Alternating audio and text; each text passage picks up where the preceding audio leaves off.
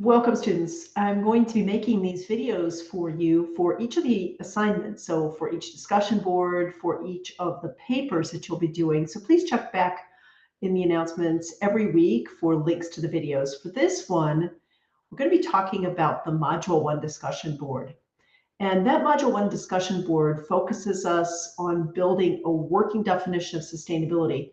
And to me, that means one that makes sense to you, one that you can build on from your own lived experiences and even your own location. It means that each of us may see things a little bit differently. And we'll see in the discussion board post this week how we see things differently from our own viewpoints.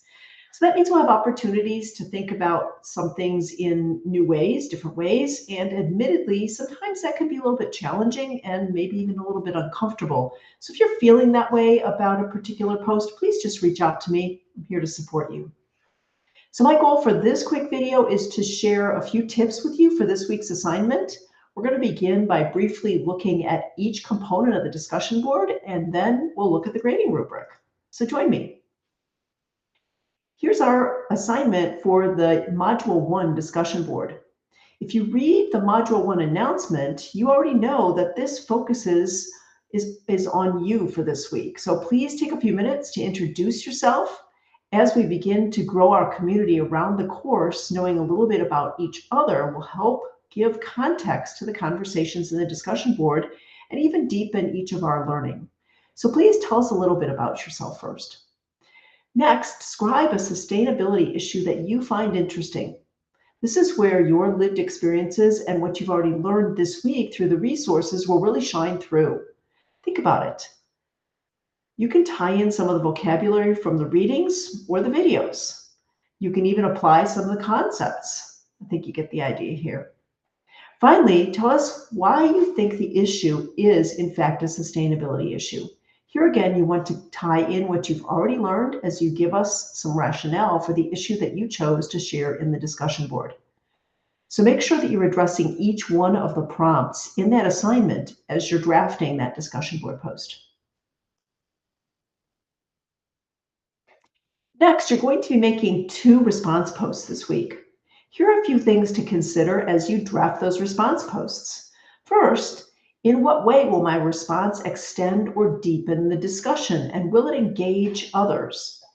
Be sure to state whether you agree or disagree about the impact of the sustainability issue in the post you're responding to.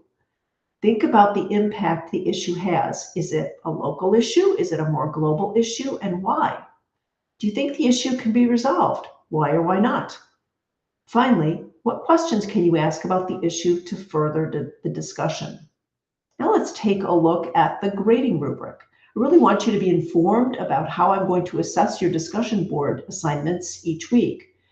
This rubric will really become familiar to you because I'll be using it to share comments and actionable suggestions for improvement with you. As I go through each row, I'll describe the types of things I'll be looking for related to the Module 1 assignment. So let's take a look at each of the rows. The first row being comprehension. Think back to the prompts for the initial post. Did you introduce yourself? We want to build a community of study as we journey through the course materials, so your introduction is really important. Were you able to describe a sustainability issue that interests you, including giving us some specifics on why you're interested in it? And then did you provide rationale for why you think it's a sustainability issue? Next row is timeliness. Simply put, did you make your initial post before the Thursday night deadline? I do want to encourage you to post earlier, as doing so provides more opportunities for engagement with others. The next row is engagement. This row is all about those response posts that you make. So think about the prompts for the response posts. Were your response posts thoughtful? Did they extend the conversation in some way, such as adding new information, new resources, possible solutions, or maybe even a different viewpoint? Here, you don't want to just agree with the original post. You want to really dig in deeply to it. And then finally, clear communication.